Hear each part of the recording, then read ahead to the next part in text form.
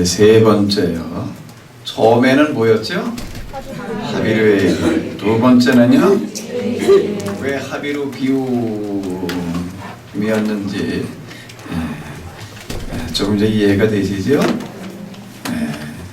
계약의 대상, 구약에서의 계약의 대상은 합의루, 신약에서의 계약의 대상은 그러니까 죄인을 구원하러 오셨다라고 하는 얘기는 곧 죄인과 계약을 맺으러 오셨다.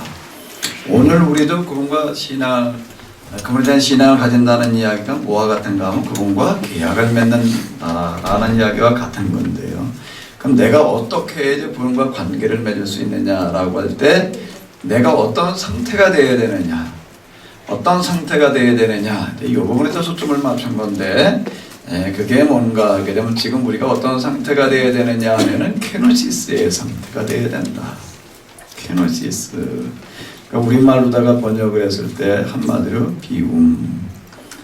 케노시스의 본래 뜻은 하나님의 자기 비우심. 빌립보서 2장 5절에 있는 예수님께서 이제 자기를 비워 종의 형체를 가져갈 때 자기를 비워라고 하는 것에 대한 그런 명사형이 되겠습니다. 그 하나님의 자기 비우심, 그 케노시스 제가 이렇게 이제 이야기를 하는데 그거를 우리말로 얘기를 했을 때 비움. 우리가 지금 뭐가 되어야 되나 하게 되면 예수님처럼 된다는 이야기가 바로 우리가 케노시스가 되는 거다. 제 이름을 이제 케노시스 이렇게 붙인 겁니다. 그 비움은 곧 케노시스를 이야기를 하는 거예요. 우리가 갈 방향을 얘기를 하는 건데, 자 앞에서 이제 우리가 본 거는 뭔가 하게 되면은 2000년대가 되면서 지금 우리에게 대전환이 일어나고 있다. 전환기 이렇게 얘기를 하는데 그 중에서 2000년대가 되면서 이건 전환기 중에서도 대전환기다. 서양에서 무슨 시대로 넘어간다는 얘기예요? 동양으로. 서양에서 동양으로.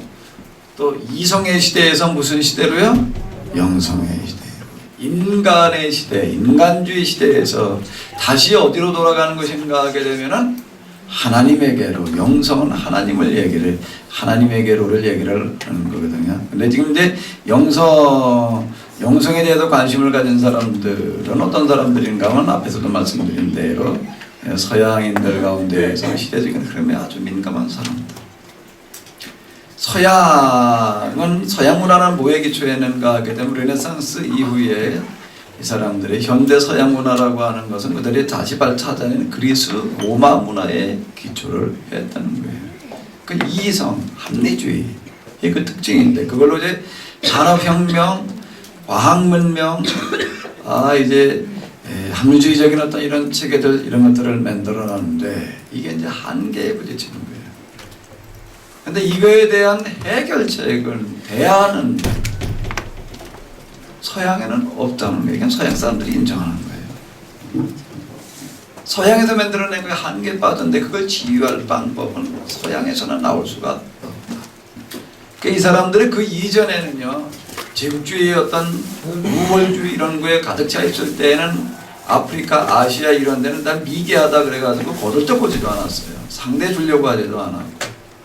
근데 이 사람들이 이제 이성의 한계에 빠지고 난 다음에 그리고 와가지고서 이제 다시 보기 시작을 하는 거예요. 다시 보기 시작을 하는데 특히 아시아 이쪽에 보게 되면은 아주 고대 문명들이 있잖아요. 중국 문명, 인도 문명, 어떤 이런 깊은 뿌리를 가진 이런 문명들이 있고 그러다 보니 여기 이제 다시 들여다보면서 이 사람들이 서양 사람들에 의해서 스스로 자기들 가운데서 아시아에 대한 동양에 대한 재발견이 일어나는 건데요. 지금 서양인들 가운데에서도 아주 최고의 이제 그 지성인급에 속하는 사람들이 이런 부분에 관심을 가집니다. 인도에만 하더라도 한 해에 약 이게 벌써 몇 년 전 나오는 그런 이야기인데 2만여 명이 인도를 방문한다는 거예요. 주로 인도에 관심을 가져요. 인도에 관심을 가지는 이유는 뭔가 하면 인도를 보니까 거기는 서양에는 전혀 없는 게 있거든요. 인도에 무엇 때문에 그런가 하게 되면은 인도에는 주로 큰 산을 배경으로 한 문화가 발달이 되어졌는데 인도에는 뭐가 발달되었냐면 도사 문화가 발달되어 있어요. 그 도사들을 대표로 하는 달라이라마라고 하는 사람이 요즘 들어서요 세계적인 가장 중요한 인물 중에 하나가 되어 있는 이유는 바로 이와 같은 때문이에요. 이와 같은 때문. 스스로 그 사람들이 인정을 해요. 서양을 치료할 수 있는 길은 이제 어디서 나와야 된다? 동양에서 나와야 된다. 그러니까 서양의 이제 영성의 문제를 다루는데 영성의 최고라고 하는 이런 사람들이 이렇게 얘기를 하는 거예요. 예수님이 오실 때 동양에도 동방박사들이 왔는데 2000년이 지난 지금 우리는 또 누구를 기다리고 있는가 하면 동방박사를 기다리고 있다. 동방박사를 기다리고 있다. 어떡할 동방박사요? 서양을 구원해 줄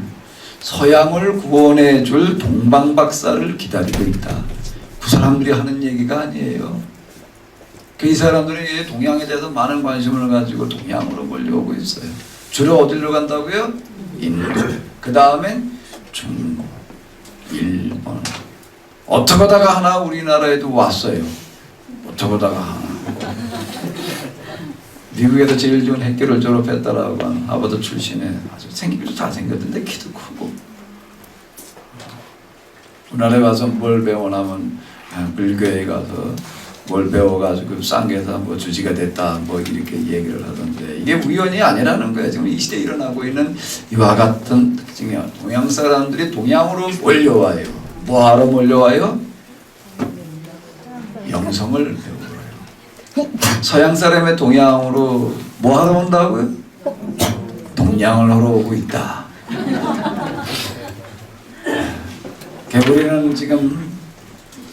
우리는 지금 뭐 해야 될 때인가 하면 준비해야 될 때예요. 준비해야 될 때다. 뭐를 준비해야 된다는 얘기예요? 영성. 자, 지금 이 2000년대가 되어가면서 이런 현상이 벌어지다 보니까는요. 이 서양 사람들이 지금 제일 크게 관심을 가지는 게 뭔가 하게 되면은 인도의 어떤 그런 그 도사 문화, 그다음에 불교예요. 불교에 많은 관심들을 가지고 이러다 보니까 이게 지금 이 2000년대가 되면서 이 성인시대에서 영성의 시대로 넘어가는 이 시점에서부터 지금 불교가 서양에 엄청나게 지금 파급되고 있다는 거예요. 엄청나게 보급되고 있어요 지금요. 놀라울 정도로다가요.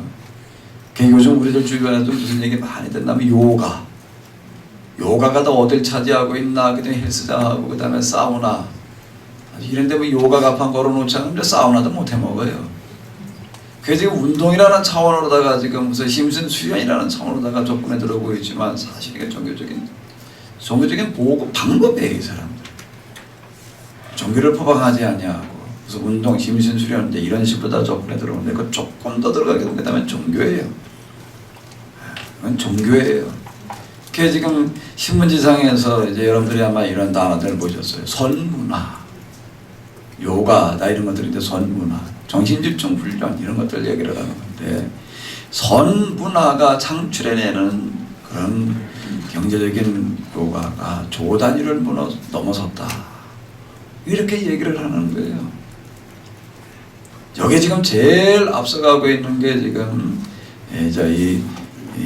이 힌두교, 이게 인도의 일은 거기는 하도 복잡해가지고 딱 뭐라고 꼬집어서 얘기하기가 어려운데 그 다음에 이 불교 그러니까 엄청나게 파급이 되어져 가고 있어요. 근데 놀랍게도 우리는 기독교 내에서는 아직 여기에 대한 감각이 없다는 거예요. 여기 먼저 오게도 관심을 갖는 사람들이 누군가 하게 되면 가톨릭이에요. 불교의 인도의 이런 이 선문화들이 서양에 파급돼 가지고 하는 걸 가만히 보니까 뭐 아무것도 없어요. 음악도 없고 뭐도 없고 그냥 그냥 바람팍만 바라다 보고 그냥 그저 정자세하고 뭐 이루고 있다가 하는 어떤 이런 것들이 파급돼 나가고 이러고 하다 보니까 이제 가톨릭 사람들도 2000년의 수도원 역사를 가지고 있잖아요.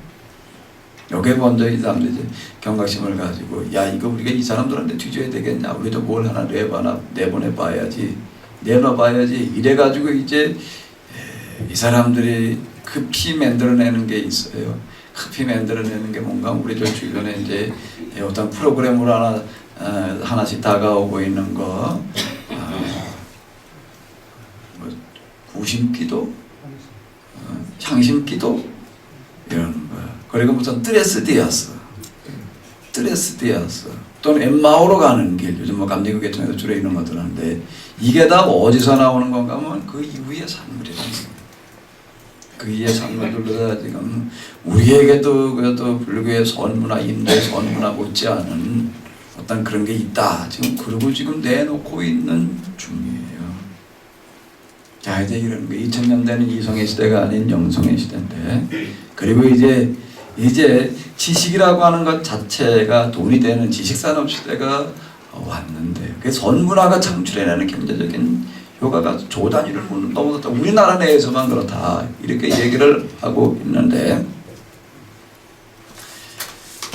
영성의 시대에 영성, 최고의 영성을 만들어내는 데가 영성의 시대는 2000년대를 이끌고 간다는 거예요. 그 영성에 대한 개념 정리를 좀 다시 해봐야 되는데요. 영성이 뭔가 하게 되면은 영성이 뭐냐 이렇게 얘기를 하게 되는데, 영성. 자, 우리의 이제 삶을 놓고 한번 분석을 해보자고요. 우리의 삶을 가지고 한번 분석을 해봐요. 사는 게 사람들마다 똑같이 사는 게 아니에요.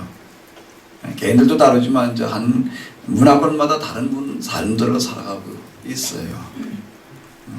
또 시대별로 다른 삶을 살아가요. 우리나라의 이제 고려 시대와 조선 시대를 비교해 놓고 보게 되면 사는 게 달라요. 사는 게 다른 거예요. 왜 다른가 하고 이렇게 보게 되면 고려 시대의 문화와 이 조선 시대의 뭐가 다른 거면 문화가 달라요. 문화가 다르기 때문에 그런 삶을 사는 거예요. 그럼 고려 시대의 문화와 조선 시대의 문화는 뭐가 그런 다른 문화를 만들어내고 있는가 하게 되면 뭐가 다르기 때문에 고려 시대의 문화와 조선 시대의 문화가 다른 거지요? 종교가 다르기 때문에. 고려 시대에는 무슨 종교였어요? 근데 이제 조선 시대로 넘어오면서부터는 숭유, 배불. 그래서 불교를 배척하고 이제 뭘 받아들이는 거예요? 이제 유교를 받아들임으로 전혀 다른 삶이 만들어지기 시작을 했다라고 하는 거예요.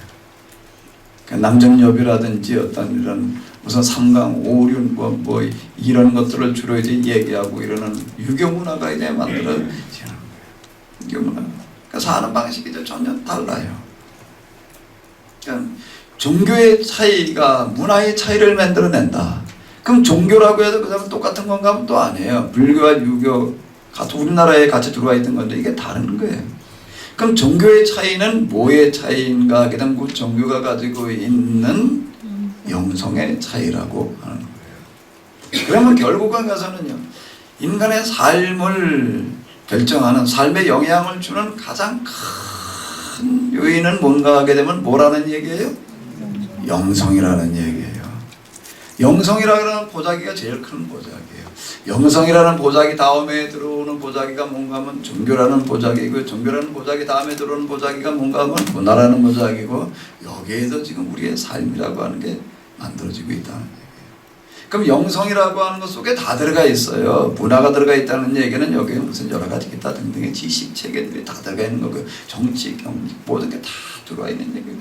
그러니까 영성이라는 이 보자기가 가장 큰 거예요. 그런데 지금 우리는 영성, 우리들 주변에서 영성이라는 이야기 이렇게 많이 듣는데 다 영성이라는 걸 뭘로 이해를 하는가 하게 되면은 기도하고 무슨 신비 체험하는 걸 영성이라고 이렇게 생각을 해요. 영성을 배운다, 영성 수련을 한다, 그럼 가서 기도하는 거. 이렇게만 생각을 하는 거예요. 기도 많이 해라, 능력 받아라, 무슨 하나님을 뭐 어떻게 심리적으로 지검해라라고 하는 그런 쪽으로다가 영성을 지금 말하고 있다. 근데 영성이라고 하는 건 그렇게 작게 써야 될 게 아니라 그런 것들은 영성이라고 하는 것이 가지고 있는 것 중에 하나이지 그게 전부가 아니라는 얘기예요. 제가 전에 어떤 목사님들 모였을 때 가가지고서 이제 이걸 몇 시간 얘기를 한 적이 있었는데, 그 참석했던 목사님 가운데 한 분 그러더라고요. 아, 이렇게 순서표를 보니까 첫 시간이 뭔가 뭐 영성 그래가지고 이제 점심 먹고 나서 저녁 먹을 때까지 이제 몇 시간, 4~5시간 이제 이것만 하는데 오면서 걱정을 했대. 아유, 또 가다 4~5시간 동안 뭔 소리 들어야 되나 하면 기도하라 소리, 능력 받으라 소리 또 들어야 될 텐데 이걸 왜 4시간씩이나 갖다 집어넣어놨나 그랬대. 근데 제가 이제 그걸 쭉 이렇게 얘기를 했는데 난 그런 소리 한마디도 안 했거든. 한마디도 안 했다. 한마디도 안 했다. 이분이 나중에 끝나고 나니 그런 얘기를 하더라고요. 영성이라고 하는 개념이 달라졌다. 영성이라고 하는 제목을 가지고 이렇게도 이야기를 하는구나. 이런 얘기를 하는데요. 자, 이 영성, 이제 영성을 다루게 되는데 이거는 뭔가가 되면 제일 큰 보자기를 다루는 거예요. 제가 이거는 영성은 곧 뭘 얘기를 하는가 하면 삶 전반을 다루는 게 영성이다. 기도하고 신비체험 일어나고 하는 거 이런 것들은 그런 것들 중에 하나일 뿐이에요. 그런 것들 중에 하나라고 하는 거예요.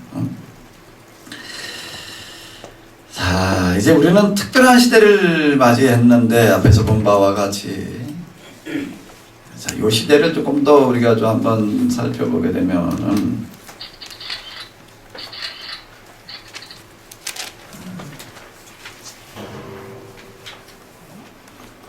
전환기에 이성의 시대가 들어서 영성의 시대로 넘어가는 전환기에 우리가 준비를 해야 될 것은 뭔가 하게 되면 이제 그동안에 우리가 어떻게 살아왔는가라고 하는 것들을 이제 한번 좀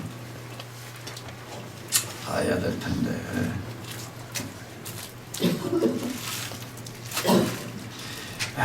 우리가 지금 전환기에 준비해야 될 것은 뭐라는 얘기예요? 전환기에 신하. 전환기에 신하. 자, 이제 요거는 또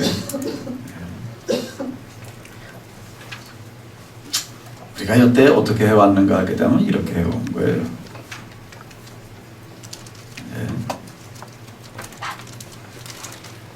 실천이라고 하는 큰 한 줄기가 있고 또 한쪽은 뭐가 있나 하게 되면 믿음, 신앙이라고 하는 큰 줄기가 있다라고 한다면 한 번은 어디로 가는 거예요? 행함으로. 이건 이제 앞에서 봤죠. 바리새인들, 유대교인들 유대교 율법을 만들어 놓고 실천해라. 행해야 구원받는다. 그 율법을 행함으로 이렇게 되어진다라고 이렇게 얘기를 했어요. 사도 바울은 이걸 가지고 해보려고 하다 한계에 부딪혔다가 뭘 발견하는가 하면 유대교 율법을 실천한 거 가지고 되지 않냐고 예수 그리스도에 대한 믿음을 가지고 된다라고 이렇게 얘기를 했어요. 이쪽으로 끌고 올라갔어요.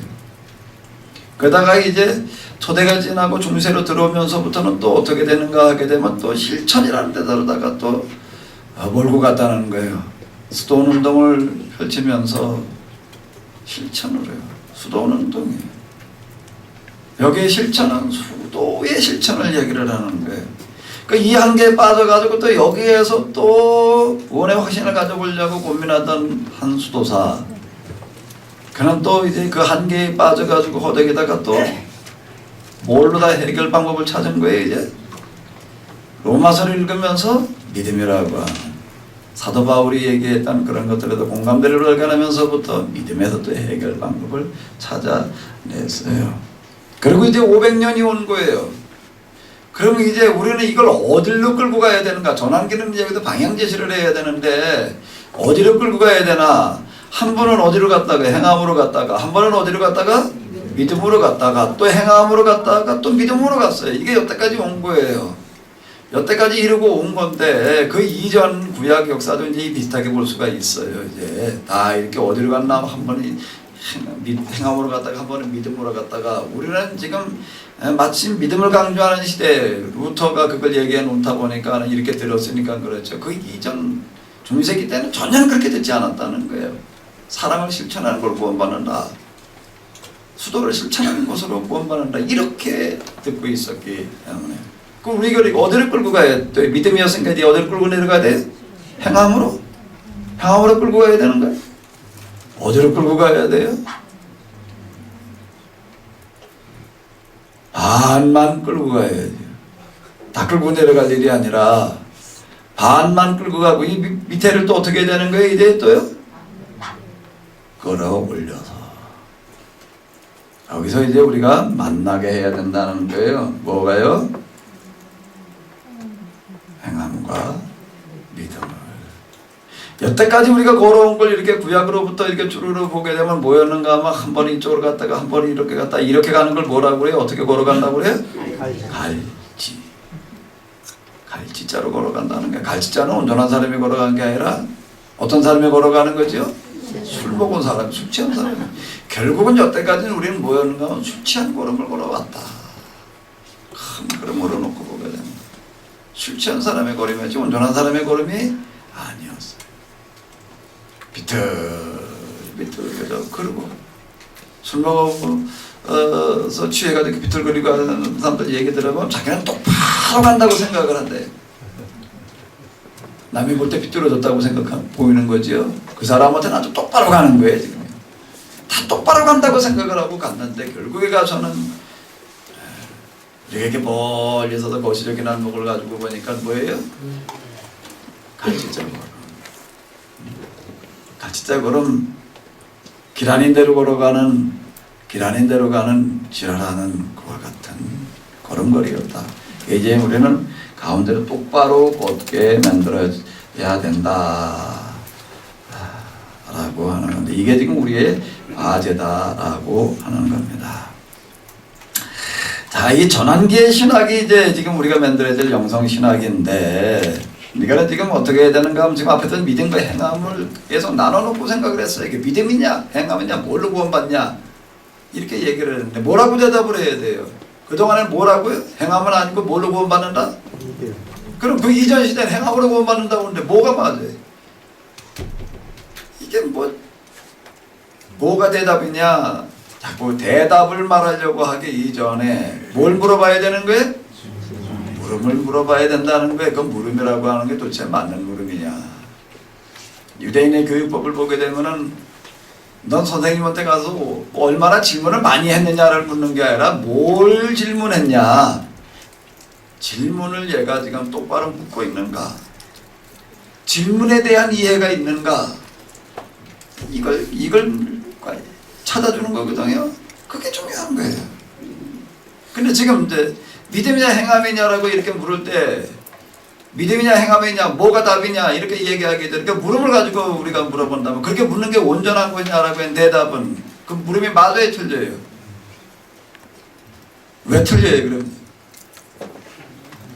그것이 뭐에 맞지 않기 때문에 이런 원리에 맞지 않기 때문에 믿음이냐 행함이냐라고 OX로다가 양자택일의 문제를 묻는 식의 그런 물음들은 다 어떤 것들을 기초해 가지고 묻는가 하게 되면은 어떤 사고 구조에서 나오는 산물이라는 얘기예요? 평면적이고 직선적인 그와 같은 사고에서 나오는 거예요. 믿음과 행함은 둘이 아니라는 얘기예요. 같은 거지, 하나지. 하나로 봐야 되는 거지. 경험과 이론을 또 이제 얘기를 하고 그러는데 경험과 이론. 경험과 이론을 가지고서 이제 또 우리 또 같이 물어볼 수가 있어요. 자, 어떤 이제 학설이라고 하는 게 하나 이제 만들어지는 거, 이론이 만들어진다라고 하는 것은요. 먼저 가설을 세운 다음에 책상에 앉아서 머릿속으로 가설을 세운 다음에 그걸로다가 학설이 만들어지는 게 아니에요. 그 가설일 뿐이에요. 그게 학설이 되려면은 뭐가 만나야 되는 거예요? 그걸 어디로 들고 가야 돼요? 실험실로 가가지고서 실험을 해가지고서 확인이 돼야지 돼요. 그러고 난 다음에 가가지고 이제 하나의 학설이 만들어지는 거죠.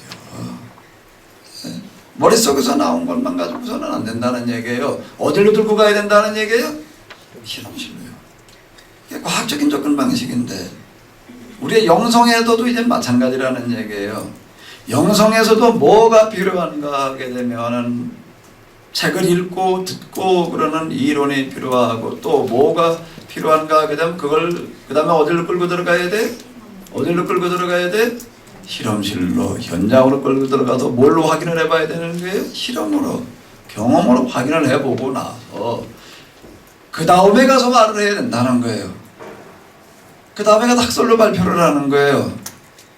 자, 영성을 말하려고 한다면은요, 말하려고 한다면 두 가지가 같이 가야 된다는 얘기예요. 뭐와 뭐가요? 경험과 뭐가? 이론이 같이 가야 돼요. 먼저 머릿속으로 가설을 세운 건 아직 말할 단계가 아니에요. 그걸 말했다가는요,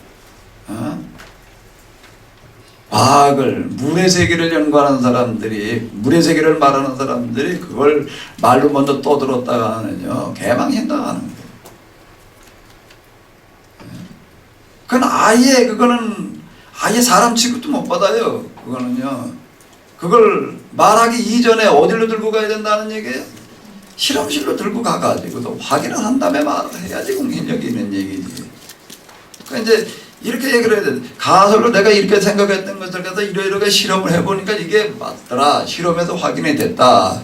그래서 그걸 들은 사람들이 이제 그걸 또 어디로 가서 사람들이 가지고 가는가, 머릿속으로 이게 맞나 안 맞나, 맞는 소리가 안 맞는 소리가 생각을 해본 다음에 그럼 맞는 소리 같다, 참 그럴 것 같다. 그럼 그 다음 또 그걸 어디로 들고 가는 거예요?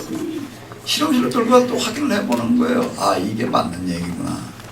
둘이 같이 가야 되는 거예요. 영성을 말하려고 할 때에는 이 둘이 같이 가야 된다. 같이 가야 된다. 그런데 제가 이제 이 얘기를 여기서 왜 얘기를 하는가 하게 되면은, 지금 우리들 주변에 영성이라는 얘기가 난무를 하고 그러는데, 많은 경우에 안타까운 것은 영성이라고 하는 것에 대한 단어에 대한 개념 정리조차도 되어 있지 않은 상태에서 영성을 말하고 있다는 거예요. 영성. 그 이전에 무슨 성령운동, 은사운동 이런 거 얘기하던 사람이 이제 성령운동 이렇게 되면 사람들 식상해 하니까는 이름을 바꿔가지고 성령, 그 전에 어떻게 썼나보다 성령 이렇게 썼던 거를 써놓게 똑같이 써놨어요. 뭐라고? 성령. 단지 읽는 거를 바꿔서 읽어요. 어디서부터 읽어요? 그랬더니 뭐가 돼? 그렇게 읽어놓고 영성은 돼. 그렇게 허다한 거고요. 그게 허다한 거. 제가 고민 중에 하나가 뭔가 하면 이제 책을 펴내고 그러면서 이걸 뭐 자체적으로도 한번 해보자. 지금 뭐 한두 권 내고 말 게 아니라 이제 계속 나와야 될 거고 그러는 거니까 이제 그렇게 하자 그래가지고 이제 출판사로 등록을 해가지고 이제 영성원, 케네스 영성원이라 이름으로다가 이제 이렇게 책을 내는데, 하나같이들 얘기하는 게 뭔가 하면 영성원 이래놓으면 사람들이 책 안 산대. 영성원 이래놓으면 아주 싫어한다는 거예요. 아주 식상해하고 아주 논der미들을 낸다. 처음에 뭔가 하고 갔다가 다 그냥 옛날 정령운동 하던 사람들 그런 거 그저 똑같이 그러고 있다 보니까 다 그냥 아주 논der미들을 낸다. 이름을 좀 바꾸지. 이런 얘기가 나와요. 이런 얘기. 지금 영성운동에서도 제일 곤란한 문제 중에 하나는 이놈의 용어가 오염돼 있어가지고 이걸 어떻게 좀 다시 재인식을 시킬지, 이건 참 거의 불가능한 얘기일 것 같은데, 그렇다고 해도 영성원이라는 얘기를 안 써먹을 수도 없고, 이게 지금 고민인 그런 현실인데요. 많은 경우에 성령운동하던 사람들이 이름만 다시 붙여가지고 영성운동이라고 떠들어대고 있고, 그 다음에 그런 거 말고 진짜 영성을 한다 이렇게 얘기하는 사람들 이렇게 보게 되면은요, 안타깝게도 대부분이 뭔가 하게 되면 이론을 가지고 얘기를 하고 있다는 거예요. 현장에서 자기 스스로가 그걸 말하는 사람이 경험으로 확인하지 않고 그냥 말한다는 거예요. 그냥 말하고 있다는 거예요. 무슨 관상수련, 관상기도 훈련, 어떤 이런 이제 간판들 걸어놓고 이제 있는 경우들이 들어 있는데, 이렇게 가만히 들여다보게 되면 뭘 발견을 하게 되는가 하게 되면은, 관상기도를 스스로가 경험을 해보고 나서 관상기도를 하려면 이렇게 해야 된다라고 당연히 그래야 되는 건 줄 알고 들여다보게 되면은 뭘 발견하게 되냐면, 그걸 말하는 사람이 아직 관상기도를 머릿속으로는 책으로는 어떻게 읽었을지 모르지만 실제 관상기도를 하는 사람이 아니라는 얘기예요. 그 관상기도를 해보지도 않고 경험해보지도 않고 어떻게 관상기도 훈련이라고 그러냐. 같이 관상기도를 하자는 얘기래. 관상기도를 향해서 가보자, 그 얘기래. 그게 오늘 우리의 현실이에요. 오늘 우리의 현실 관상기도라고 하는 거가 뭘 얘기를 하는 건가 하게 되면은요, 수도원 역사가 2000년인데 안톤이라는 사람이 수도원에 뭐 출발이다 아버지다 이렇게 얘기를 하는 거고, 300년 된 사람이거든요. 그러니까 1700여 년, 2000년 가까이 되어왔다는 얘기입니다. 수많은 수도사들이 있고 수많은 수도원이 있고, 수도원들도 계열이 나뉘어져요. 무슨 계열 무슨 계열. 그 중에서 관상기도에 도달한 사람이 매도 없었다는 얘기예요. 평가를 해보게 되면요, 관상기도라는 그 기도 상태까지 같은 영성가가 매도 없다. 그게 관상기도거든요. 종교교회 이후에 이제 현대에 접어들면서 이 수도원 속에서 이제 그래도 기도에 관심을 가지고 영성을 촉받은 사람들이 한 자리에 모여가지고서 이제 논의를 했어요. 뭔 논의를 했는가 하면, 야, 이 관상기도라고 하는 거가 과연 현실성이 있는 얘기냐?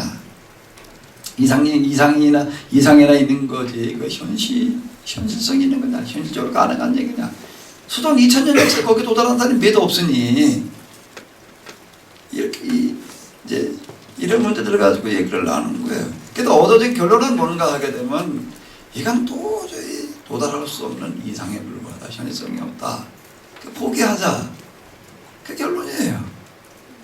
그렇게 반대하는 소수의 사람들, 우리 그래도 죽어도 끝까지 한번 해보겠다, 그러고 남은 사람들이 아주 극소수예요. 그런 사람들을 뭐라고 얘기를 하냐면 봉쇄 수도사들, 봉쇄 수도원 내에서도 포기한 거예요. 그 상태라는 게, 그 관상이라는 상태가 그걸 얘기를 하는 거거든요. 그 쉽게 그렇게 써먹을 수 있는 말이 아니다. 요즘 게 관상이라고 하는 거에 대해서도 이렇게 보거든. 본래 관상은 이런 건데, 이걸 이제 또 그런 관상, 단어는 똑같이 관상이라고 쓰면서 뭘 얘기를 하냐면 성경 묵상을 하는데, 어떻게 하는가, 성경 묵상을 예수님께서 이제 예를 들어서 이런 거예요. 이제 예수님께서 이제 사마리아 여자를 만나셨어요. 그럼 이제 그 내용을 가지고 이런 대화를 나누셨구나, 뭐 이걸 가지고 이렇게 묵상에 들어가는 이런 거 대신에 그걸 어떻게 하자라고 그러니까 관자가 이제 본다는 얘기다 보니까는, 상은 이제 이미지, 그림 이런 걸 얘기를 하다 보니까는 그 장면을 머릿속으로다가 그 장면을, 내용을 가지고 묵상하지 말고 그 장면을 어떻게 하자는 얘기예요. 성경 묵상에 대해서 이와 같이 이미지화 시켜서 묵상에 들어가는 어떤 이런 것들을 시도하면 또 뭐라고 얘기를 하면 그게 관상이래요. 뭐 이 비슷하게요. 이 비슷하게 지금 우리 주변에서 관상수련, 관상훈련이라고 얘기하는 것들은요, 본래 관상이 얘기하는 그런 관상이 아닌, 뭘 하면서 관상기도, 관상수련이라고 얘기를 하는 건 묵상이에요. 묵상기도, 묵상, 성경 묵상, 이걸 가리켜서 관상 지금 이루고 있다라고 하는 거예요. 경험이 뒤따라가 있는 어떤 그런 것들은 거의 찾기 어려운 거고요. 관상의 상태를 경험을 하고 나가서 말하고 있는 그런 사람들, 그런 책이라고 하는 것들도요, 이 수도사 2000년 역사 가운데 몇 권 없어요. 그게 현실이에요. 그게 현실이다 보니까 수도원 역사에서도 포기했던, 그러다가 지금 이제 이 동양의 시대, 영성의 시대가 와가지고서 서양 사람들이 그냥 동양으로 몰려와가지고 특히 선문화에 관심을 가지고 그리고 이 선문화가 서양에 파급되어 나가고 이러다 보니까 이제 가톨릭에서도 포기했다가 부랴부랴 다시 뭐 찾아보자 이래가지고 대중화시키는 관상 운동 이래가지고 향심기도를 이걸 가지고 하면서 그게 관상 수련이다 이렇게 지금 이름을 붙여가지고 내놓고 있다라고 하는 거예요. 자, 지금 아시아 시대, 영성의 시대가 왔는데 영성의 현주소는 여기거든요. 여기인데 이제 지금 이게 현주소이기 때문에 우리나라에서만 그런 게 아니라 이건 세계적인 현상이에요. 세계적인 현상이기 때문에 아직 이 정도 수준이기 때문에 이게 또 어떻게 보면 말도 안 되는 그런 모순이기도 하지만 우리한테는 천만다행이에요. 아멘 좀 해요. 이미 다 해놨으면 우리는 할 게 없거든요. 아직 안 되고 있어요. 그리고 지금 조금 먼저 나간 것 같지만은요, 아직 도찐 개찐. 거의 출발선상에 놓여 있어요. 지금 여기서부터 이제 누가 먼저 이걸 해내느냐라고 하는 거가요. 2000년도에 주도권을 쥔다는 거예요. 이걸 해내는 거가요. 이걸 해내는 거. 다 인도에서 나올 거라고 생각을 해요. 또 다 중국에서 나온다. 뭐 지금 선문화가 있는 어떤 물거꾼에서 나온다라고들 지금 이렇게 보고 있는데, 앞에서도 본 바와 같이 항상 진짜는 어디서 만들어지는가 하게 되면 겉으로 볼 때는 어디요? 불가능해 보이는 데서 하나님께서 만들어내신다. 주목받지 못하는 곳에서 만들어내신다. 아멘. 가능한 줄로 믿습니다. 이 3부는 여기에 도전하는 거예요. 여기에 도전하는 겁니다. 여기에 도전하는 건데요. 자, 그동안에 이렇게 영성의 흐름이라고 하는 것을 보게 되면 우리 기독교와 관련된 것들을 가지고 본다고 하면 유대교가 있었고 중세교회가 있는데, 유대교라고 하는 것은, 유대교 영성이라고 하는 것은 이스라엘 역사 2000년의 결산을 말하는 거고요. 중세교회 영성이라고 하는 것은 기독교 역사 2000년의 결산을 말하는 거예요. 그럼 여태까지 해온 일이라고 하는 게 뭔가 하게 되면은 영성이라고 하는 거에 대해 한 개념의 오류였어요.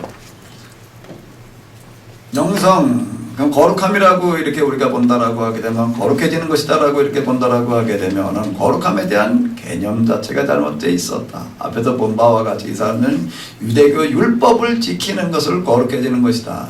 성경에서 본래 얘기하는 거룩함이라고 하는 것과는 거리가 멀다라고 하는 거예요. 그래서 유대교 율법을 지켜내는 사람들은 의인이고 지켜내지 못하는 사람들은 죄인이고, 이렇게 이 원론 구조에 빠진다는 얘기예요. 잣대가 이거예요. 잣대가 이거예요. 뭐요? 사고. 어떤 사고요? 일원론적인 사고가 맞냐 틀리냐를 재는 잣대라는 거예요. 이원론적인 이와 같은 사고 구조에 빠지게 되면은 그 다음에는 뭐가 되는가 하면 사회도 둘로 나뉘어져요. 가진 자와 가지지 못한 자. 그래서 그 영성가들은 어느 편에 서게 되는가 하면 가진 자 편에서는 와 같은 오류가 빚어진다 라고 하는 게, 유대교는 이거예요. 중세교회도 우리가 앞에도 잠깐 이렇게 봤는데 여기도 같은 오류에 또 빠져요. 이 사람들은 또 거룩함, 영성에 대한 오해, 개념의 오류인데, 거룩함을 뭘로 이해를 하는가 하게 되면은 그리스의 금욕주의에서 나오는, 금욕주의는 뭔가 하면 영육이원론이에요. 영은 선하고 육은 악하다라고 하는 것에서 나오는 금욕주의라고 하는 것은, 그거는 육체에 학대를 가하는, 이게 육체에 학대를 가하는 게 있고 육체가 허전한 대로 하는 게 있어요. 근데 방임주의가 되는 거고요. 육체가 아무렇게 되더라도 영이는 영향을 유지를 못한다. 이렇게 이제 한쪽에서는 생각을 하고요. 한쪽에서는 육체가 영혼을 가둬두고 있다라고 생각을 해가지고 이거를 허전한 대로 해서는 안 된다. 그래서 영혼을 해방시켜야 된다. 이런 이제 금욕주의로 나가는 어떤 그런 건데, 여기다 금욕주의의 영향을 받아가지고 육체 학대를 가하는 수도의 삶을 살아가는 것이 거룩한 것이라고 이렇게 생각을 했다라고 하는. 그러다 보니까 이게 어떻게 빠지는가 하게 되면 수도원의 삶을 실천하는 사람과 못하는 사람으로다가 내려져요. 유대교 율법을 만들어 놓다 보니까는 뭐 여러 가지를 하도 복잡하게 많이 만들어 놓다 보니까 지키는 사람이 있고 못 지키는 사람이 있고, 수도원 윤리를, 수도원 규칙을 만들어 놓고 있다 보니까 지키는 사람이 있고 못 지키는 사람이 있고, 이렇게 빠져버린다는 거예요. 그러다 보니까 이렇게 빠져버리게 되면 그 다음에 모두 나뉘어지는가 하면 또 사회도 그렇게 나뉘어져요. 사회도 그렇게 나뉘어져요. 상류사회가 있고 하류사회가 있고. 그러면서 그 영성을 말하는 사람도 어느 편에 서고요? 가진 자 편에 서고, 상류층에 상부구조에 선다라고 하는 거예요. 구조가 이래요. 전체적인 구조가. 그럼 이제 우리가 뭘 해야 되느냐, 여기서 뭐가 잘못되느냐라고 하는 게 이렇게 보이기 때문에 그 다음에 우리는 뭘 어떻게 해야 되느냐라고 하는 것들이 이제 그 다음에 가서 이제 보이게 되는 건데요. 이제 우리가 이제 이런 것들을 좀 뜯어 고치는 것들, 이것들이 여기 영성으로 들어가면서 우리가 가져야 될 하나의 문제 의식이 되겠는데요. 자, 이런 것들을 좀 고치는다고 하고요. 자, 이 수도원 영성 그리고 유대교 영성을 이제 하시림 이렇게 얘기를 하는데, 이거는 아예 뿌리를 잘못 내렸다. 뿌리를 잘못 내렸다라고 이렇게 얘기를 할 수가 있는데요. 자, 여기 지금 이제 수돈 영성 가운데에서 우리가 이제 하나만 좀 생각을 해보자고요. 이 사람들은 뭘 추구해 가는가 하게 되면 수도라고 하는 걸 통해서 내면적인 경건, 이 세상과 저 세상을 나누어 가지고서 이 세상을 떠나서 저 세상을 추구해 가는 그와 같은 영성. 그리고 이게 된 다음에 가가지고서는 이제 뭘 해야 되느냐라고 하게 되면은 이런 영성 수련을 거치고 난 다음에는 그 다음에는 뭘 해야 되느냐, 이게 예수님을 닮아가는 거고, 이게 닮아지는 사람 그 다음엔 예수님처럼 사랑을 실천해야 된다. 사랑을 실천해야 된다. 맞아요, 틀려요? 사랑을 실천해야 된다. 맞아요, 틀려요? 잘 생각해 봐야 돼요.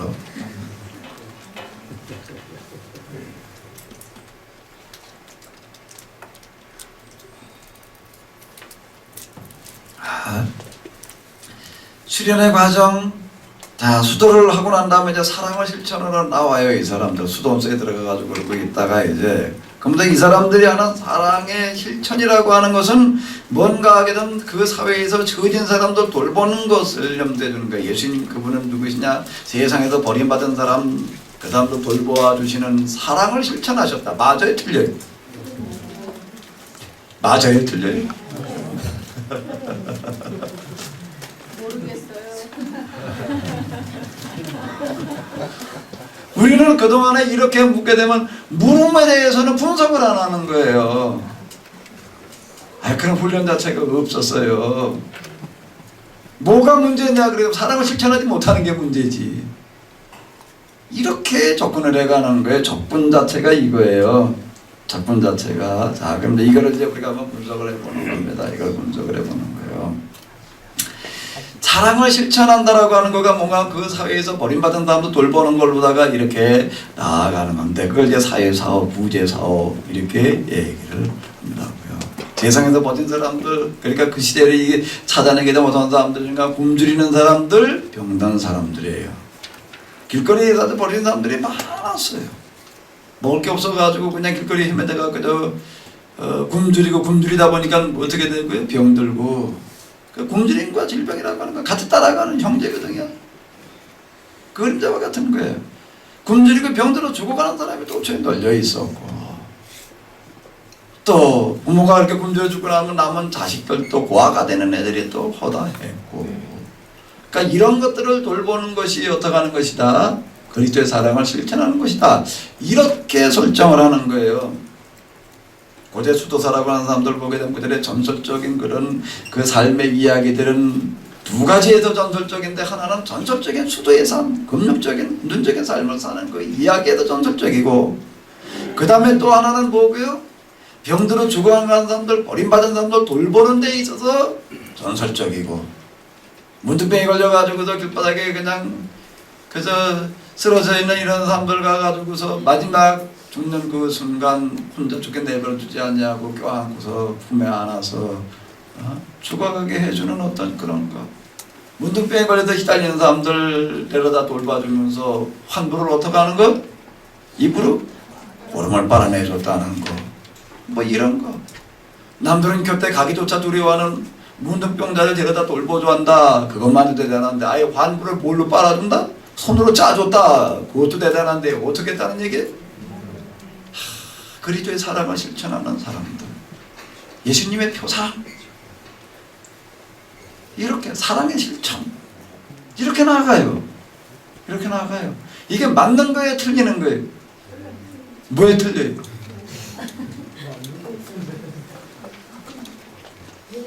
이런 것들에 대한 대답을 찾아내면 어디서부터 접근해 와야 되는가 하게 되면은 큰 보자기가 뭐였죠?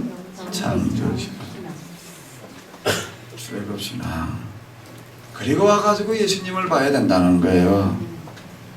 그리고 와가지고 예수님을 봐야 돼요. 예수님께서 무슨 일을 하고 계시는 건지 이거저거 없이, 그리고 와도 예수님을 보게 되면 예수님 온갖 기적을 행하고 능력을 행하시는 분으로 봐가지고 그거 추구하는 사람이 있는가 하면은요, 한쪽에서 그거 추구해요. 우리 예수님처럼 되자. 어떻게 예수님처럼 되자? 기도해가지고 뭐 받자? 능력 받자. 그래서 이 사람들은 또 이렇게 얘기를 하는 거예요. 예수님 그분은 어떻게 이렇게 온갖 병자들을 고치셨고, 병에다 돌보는 게 중요한 게 아니라 고치는 게 중요한 거예요. 여기는요. 고쳐줘야지 뭐 돌보고 죽이나 있을 일이냐. 이러고 나가는 거예요. 이러고 나가는 거예요. 그러니까 그렇게 추구해가는 사람이 있는가 하면요. 또 이것도 저것도 없이 예수님 와서 읽다 보니까 또 예수님이 또 어떤 분으로 보여요? 그 시대에 버림받은 사람들, 이런 사람들을 그냥 돌봐주는 이런 사회사업가, 사랑의 실천가로다가 또 이렇게 보이는 거예요. 그래가지고 이제 예수님을 따른다라고 하는 사람들이 한쪽엔 능력받자고 나가고 한쪽엔 뭐 하자고 나가고요? 예수님처럼 뭘 실천하자? 사랑을 실천하자 이러고 나가요. 이것도 저것도 없이 그리고 성경으로 들어오는 사람들은 또 그러고 있는 사람들은 듣다 보면 저것도 맞는 얘기 같고 이것도 맞는 얘기 같고 그래서 능력도 받으려고 좀 가서 해봤더니 안 되고 사랑을 실천해 보려고 하다 보니까 그것도 잘 안 되고 그냥 그러고 있어요. 그러고 있어요. 그러고 있는 게 지금 오늘 우리의 현실이에요. 그럼 예수님 도대체 뭐 하시는 분이에요? 뭐 하시는 분이에요? 뭐 하시는 분이에요? 지금 우리가 예수님을 따른다는 게 뭘 해야 되는 거냐? 근본적인 물음부터 물어봐야 돼요. 예수님을 따른다는 게 뭐예요? 예수님처럼 된다는 게 뭐예요? 예수님처럼 산다는 게 뭐예요? 이걸 물어봐야 된다는 거예요. 이걸 물어보면은 이제 이런 물음이 이제 필요한 거예요. 그럼 이 물음에 대한 답은 그 다음에는 답은 어떻게 찾아야 돼요? 큰 보재기부터 들어가는 거예요. 창조신앙에서는 하나님께서 뭘 얘기를 하시는 건가. 그 다음 모든 신앙에서는요. 출애굽 신앙에서는 그리고 난 다음에 들어와도 대답을 찾아보는 거예요. 세 각도에서 접근해 들어와 보게 되면 예수님을 따른다는 게 뭐예요? 능력을 추구해 나가는 그런 것들도 아니고 깊은 영적인 세계 신비세계에 도달해가지고 뭘 하나님과 깊은 영적인 교류 가운데에서 그분과 대화를 나누고 그 세계를 오르락내리락 하고 그분을 바라보되 그분과 오르락내리락 하고 그분과 깊은 대화를 나누고 그 다음에 눈을 돌려가지고 세상을 바라볼 땐 세상 만물과 대화를 나누고 새들과도 대화를 하고 누이여 자매여 돌들과도 그러고 있고 나무들과도 그러고 있고 물고기도 하고 대화를 하고 영성이 깊은 사람 이렇게 된다는 거예요. 그분이 해가 더 기도로 하늘에 무지개 같은데 뭐 이러는 거 하늘 오르락내리락 하는 보통 그렇게 영성 예수님과 가까이 간 사람 이렇게 되는 거예요. 또 한쪽에서 지금 여기서 사랑을 실천하는 어떤 예수님의 사랑을 실천하는 어떤 뭐 그런 사람 이렇게 표현하는 거예요.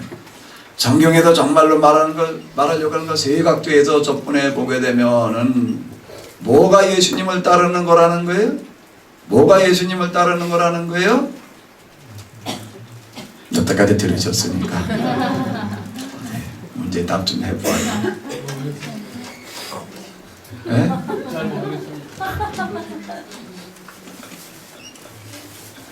뭐가 예수님을 따르는 거예요? 영성을 한다는 게 뭐라는 얘기예요? 제가 계속 얘기를 했는데 제가 이런 그룹 던질 때는 항상요 답을 먼저 말해놓고 풀어요. 이스라엘 사람들이 가나안에 들어갔어요. 가나안에 들어가서 해야 될 일은 뭘 하는 거예요?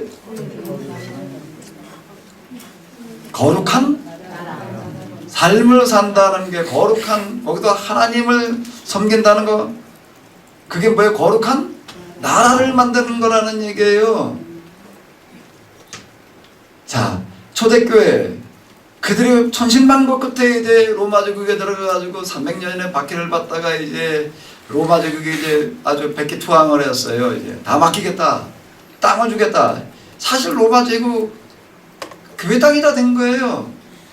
정말 땅이 다 교회 땅이 됐다고요. 그냥 로마 제국이 뭐 국교가 됐다는 그 이야기가 그냥 종교를 기독교를 선택했다는 이야기가 아니라 그때는요. 제정이라고 하는 게 나뉘어져 있는 시대가 아니었기 때문에요. 아예 로마 제국 유럽이라고 하는 땅 자체가 어디의 땅이었다는 얘기예요? 교회 땅이었다. 그 현대사를 이렇게 잘 읽어보세요. 중세기뿐 아니라 현대사를 읽어보세요. 이렇게 얘기해요. 다 맡기는 거예요. 맡겨놓고 그 다음에 하나님께서 어떻게 하시는 거예요? 거룩한 뭘 만들라는 얘기예요? 나라를 만들라는 얘기예요. 예수님을 닮는다는 게 뭐냐? 예수님처럼 산다는 게 뭐냐? 뭐가 해야 될 방향이냐라고 할 때는 뭔가 하게 되면은 바로 이거라는 거예요. 거룩한 뭘 만드는 거예요? 거룩한 거기에 버림받은 다음도 돌보는 거 보니까 그 중에 하나의 한 기능이에요. 그게 다가 아니라는 얘기예요. 거긴 그 중에 들어있는 한 기능이에요. 한 기능이에요. 더 큰 기능이 있어요. 더 중요한 게 있어요. 기독교인들이 해내야 될 게 있어요. 그 세상에서는 해내지 못하는 거예요. 세상 사람들에게서 나올 수 없는 거예요. 우리에게서만 나올 수 있는 게 있어요. 뭘 만드는 거예요? 거룩한? 그걸 우리는 주기도문에도 매일 고백을 해요. 뜻이 하늘에서 이루어진 것처럼 이게 우리가 해야 될 일이에요.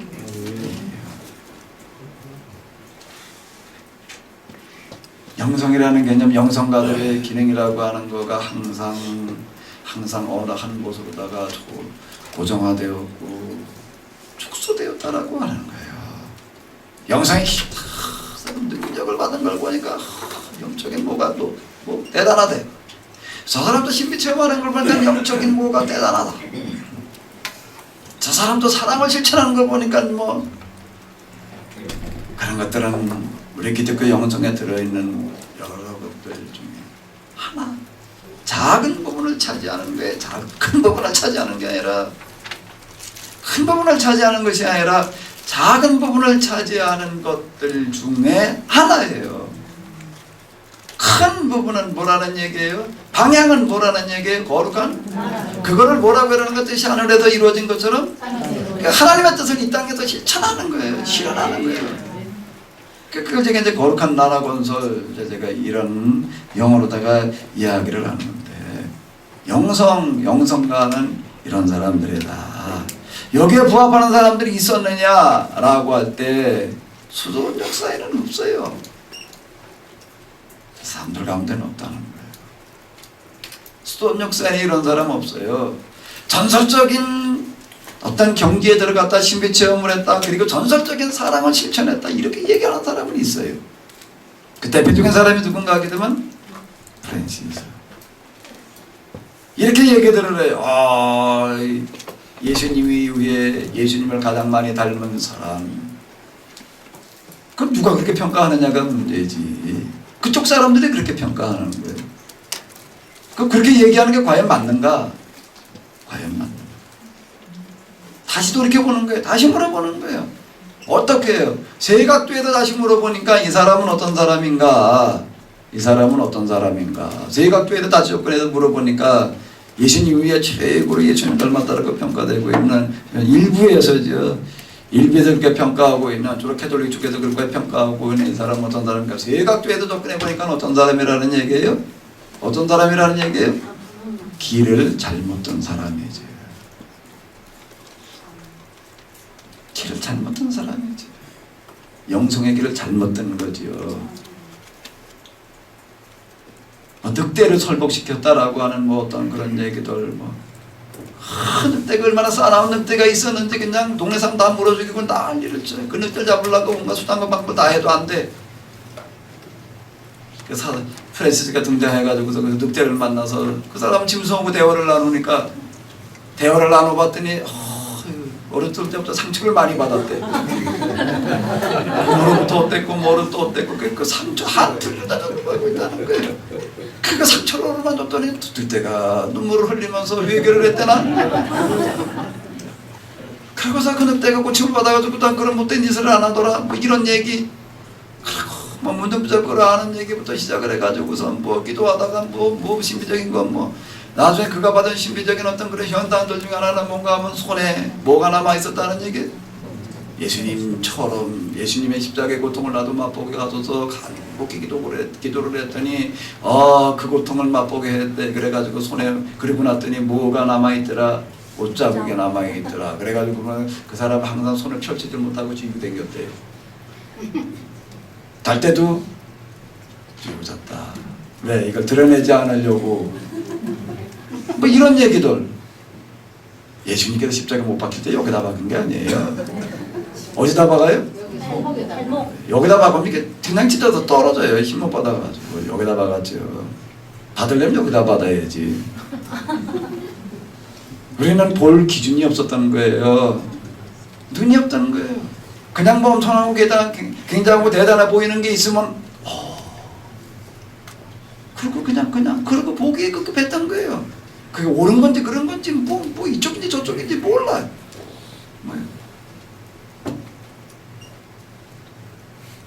그 시대에 정말 사람을 물어가고 못 살게 굴던 진짜 늑대가 있었어요.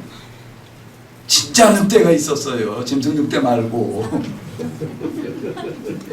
짐승의 탈을 쓴 늑대, 그거는 비교도 안 돼요. 사람의 탈을 쓴 진짜 늑대가 있었다고요. 어디에 들어앉아 있었지요? 그 늑대굴을 뭐라고 불러요? 그 왕청. 그 왕청. 이 사람들의 삶의 모습을 한번 들어가 봐요. 어떻게 살아가고 있었는지. 문자 그대로 천인의 공로할 일들을 버젓이 행하고 있었지요. 기독교 죄악사라는 책이 있거든요. 한국 감리교 목사님이 쓴 이대 교수로 있던 어떤 그런 분이 쓴 책이 있는데 그 책 상하로다가 꽤 부모가 이만하게 나와 있어요. 거기 그 왕청의 죄상을 고발하는 그런 항목을 한번 읽어봐요. 인류 역사로 그렇게 산 사람들 불과 딴 어디에 또 있을지.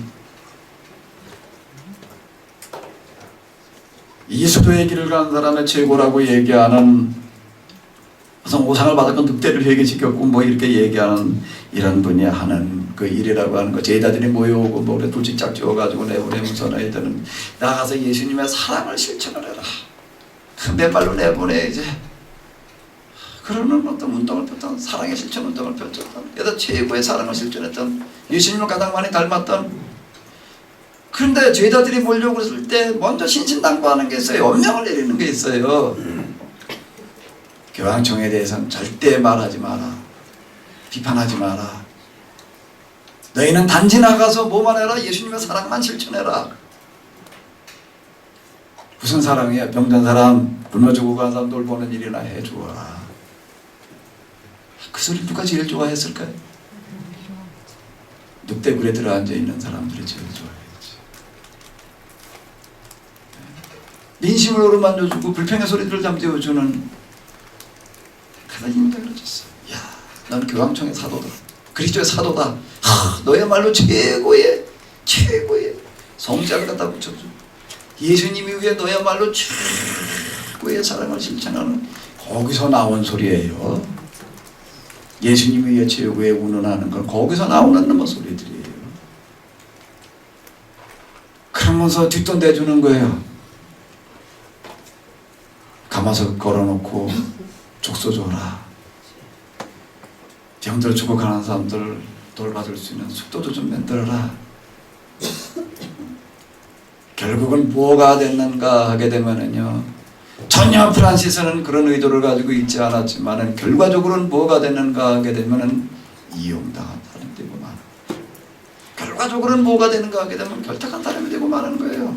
그 체제를 지탱시켜주고 그 체제를 용납해주는 와 같은 사람이 되고 말았다. 영성을 어떻게 봐야 되느냐, 이 시각의 문제인데요. 제가 지금 이제 쓰려고 하는 책 중에 하나가 이제 영성사예요. 그 영성에 대한 개념을 바꿔놓으려고 해요. 영성가들에 대한 평가 자체를 바꿔놓으려고 해요. 그래서 꼭 써야 된다라고 지금 생각을 하고 있는데, 난 워낙 게을러 터져가지고 이게 언제나 가능할지 꼭 필요하다라고 이렇게 생각은 하고 있는데, 그건 영성가의 모습이 아니라는 얘기예요. 길을 잘못 든 사람의 모습일 뿐이지. 길을 잘못 든 사람일 뿐이지. 길 잃은 수도사였지. 절대 그렇게 예수님이 위해 최고의 뭐라고 그렇게 추앙받아야 될 사람이 아니라는 거예요. 가난을 실천하는 사람이 영성가가 아니에요. 그건 이교의 영성가지요. 가난을 실천하는 거가 영성가가 아니에요. 이렇게 얘기를 해요. 가난과 결혼했대나? 가난과 결혼했대. 누구처럼? 예수님처럼. 그래, 그거는 아무것도 가지지 않고 다니셨기 때문에 가난과 결혼은, 나도 예수님처럼 가난과 결혼은 조청빈, 나의 애인이요, 나의 누이요, 나의 동생, 나의 형제, 이러고 청빈을 칭송하는 어떤 그런 류의 사람들, 이런 것들을 우리는 그동안에 영성가라고 그러고 해왔어요. 그럼 성경에서 얘기하는 창조신앙에서 출애굽신앙으로, 그리고 그 다음에 예수님께서 하시는 이런 운동으로 넘어오면서 우리는 뭘 발견하는 거예요? 가난이라는 문제에 대해서 진짜 얘기하는 영성, 성경의 정신, 영성이라고 얘기를 한다면 여기서 얘기하는 가난은 뭐예요? 가난은 뭐예요? 실천의 대상이요? 추앙의 대상이요? 뭐예요? 뭐예요? 추방의 대상이지. 추방의 대상이지. 추방의 대상이지요. 진짜 영성이 있는 곳에는요, 그 사람들의 정신과 육체적인 삶의 건강을 회복하는 거예요. 진짜 영성이 있는 곳에는요, 만약에 이런 식으로 얘기를 한다면 최고의 영성가, 저 인더스강, 겐지스강가에 다 모여 있어요. 세계에서 제일 가난한 사람들, 선부나 이런 영향에 따라 가지고서 그냥 이 사람들은 어떤 그 구도 여기에 매달려 가지고, 요즘 뭐 TV에도 그런 거 많이 보여주더라고요. 그 사람도 돈 닦는 게 지금 어떻게 하는가 하게 되면은 수천리 길을 어떻게 가는가 하게 되면은 이렇게 가 이렇게 가.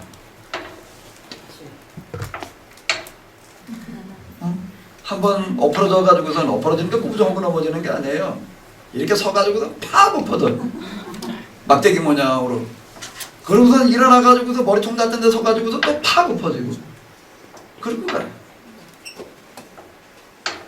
그리고 수천리 길을 가요. 어제 여기다 딱 갑발 내더라고요. 두번 갑발 내가지고 이러고 그냥 팍 엎어져요. 이런데 뭐 아주 군살이 배겼고, 여기는 진짜 여기 아주 군살이 배겼어요. 하도 찌워가지고. 또 어떤 사람은 이게 탁 이러고 가니까 또 어떻게 하냐면 이게 이러고 가, 이러고. 무릎과 여기다 또 아주 타이어로 잘라가지고 됐더라고요.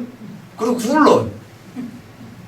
보급대 데리고서, 그러고서, 그러고 인더스강 겐지스강까지 가가지고서 여기에 뭐 성지에 이르렀다라고 그러고 뭐 황홀해가지고서 거기 들어가서 비어 감고 그냥 거기까지 오느라 기진맥진해가지고서 거기 들어가서 죽고, 저쪽엔 시체가 종종 떠다니고 저쪽에서 비어 감고, 한쪽에서 그거 퍼먹고 감고 행복지수를 조사해보면 거기에 모이는 사람이 세상에서 제일 큰 행복지수를 느끼고 있대. 영성의 잘못되면 이렇게 된다는 거예요. 자, 이런 것들 다 뜯어 고치고요. 이제는 성경의 영성으로 들어가 봐야 될 텐데, 진짜 영성으로 들어가 봐야 될 텐데, 영성에 대한 개념을 바꿔야 돼요. 바꿔야 돼요. 우리는 우리도 모르는 사이에 이런 것들에 그냥 오염이 돼 있어요. 뭐가 뭔지에 대한 분별력이 없어요. 분별력이 없어요. 하나님을 제대로 알게 되면은, 하나님을 제대로 체험하게 되면, 그건 꼭 하나님을 체험하고 하나님을 안다는 게 뭘 체험하고 뭘 안다는 거예요? 성경. 성경을 제대로 꿰뚫어 알게 되면은 이런 말도 안 되는 오류로부터 벗어나게 되는 줄로 믿습니다. 이건 왜 그런가 하면 모든 것에 대해서 근본을 보기 때문에 이런 헛개비에 빠지지를 않아요. 내가 영성사 이거를 이제 써내려가게 되면 맨 마지막 결론으로 가가지고서 뭘 얘기를 하는 걸, 영성가의 모델을 제시를 하려고 그래요. 영성가의 모델을 제시를 하려고 이렇게 쭉 머릿속으로 구상은 다 끝났는데 쓰는 작업만 남았는데 누가 좀 대신 써줬으면 좋겠어요. 내 머릿속에 들어갔다 나와가지고 글 쓰는 게 하도 힘들어가지고 글몇자 쓸래면 아주 이 사람이 진짜 기독교 영성을 실천하는 사람, 제시하고 싶은 사람인데 놀랍게도 그 사람은 어디에 있나 하면 우리나라 사람이에요. 제가 지금까지 보는 제 시야로 보이는 영성과 진짜 모습. 누구예요? 가나안 운동을 펼쳤던 사람. 가나안 농문화. 그 사람은 맨날 어디만 찾아가는 거야. 아주 가나안이라는 이름을 잘 붙인 거예요. 가나안처럼 황무지 버려진 땅만 찾아가가지고서 어떻게 하는 거예요? 개간하는 거예요. 과학적인 분석을 해요. 거기에 기후와 토질, 기타 등등 다 분석을 해가지고, 그리고 시장 동향 이런 것까지 다 분석을 해가지고서 이 땅에다가는 뭘 하는 게 제일 적합하다. 거기에 맞춰가지고 개간을 하고 개량을 하고 그래가지고 그걸 다 뭘로 만들어 놓는 거예요? 적과 꿀이 흐르는 땅으로 만들어 놓는 거예요. 독토로 개간을 해놔요. 그런 다음에 어떻게 하는 거예요? 그리고 다 정리가 되면 그 지역 사람들한테 맡겨주고 또 그런데 또 찾아가는 거예요. 새벽에 일어나가지고 30분 모여서 같이 성경 말씀을 읽고 일터로 가는 거예요. 이렇게 만들어 놓는 어떤 이런 운동, 이걸 우리는 그동안은 영성운동이라고 영성가라고 보지도 않았어요. 눈을 달리해보게 되면 다시 그런 운동이 진짜 영성운동이라는 거예요. 무슨 신비적인 체험, 무슨 능력, 어마어마한 무슨 사랑의 실천, 뭐 문둥병자를 갖다 놓고 입으로 고름 빨아주는 거 미련한 일 한 거지. 미련한 일 한 거지. 다 그 사람 닮아가지고 가서도 문둥병자 찾아가서 그 고름이나 빨고 있으면 그거 다 문둥병으로 다 죽지. 그건 추앙할 일이 아니라는 거예요. 왜 그런가 하면 예수님도 이 문둥병자를 오르만졌대. 그래서 우리도 오르만져야 된대. 예수님 만지기만 하고 끝나는데 어떻게 하는 거예요? 입 대고 빠는 거예요. 예수님처럼 사랑을 실천하죠. 예수님께서 문둥병자 오르만진다는 게 뭔데? 그냥 그 이전에 대한 배경 없이 일반 내려가다 보니까 예수님께서 문둥병자에게 손을 대시며 가라사대를 그렇게 얘기를 하는 거예요. 유대교의 오류를 뜯어고치기 위해서 하시는 일이에요. 성경을 그래서 이렇게 얘기하는 게 제가 반드시 배경에서 읽어야 된다. 텍스트는 어디에서 읽어야 된다는 거예요? 그 텍스트의 배경인 콘텍스트에서 읽어야 된다. 그렇지 않으면 말도 안 되는 오류에 빠진다 라고 하는 겁니다. 아이고 갈 길을 먼데 또 곁길로 한참 갔네. 내친 김에 좀 쉬겠습니다.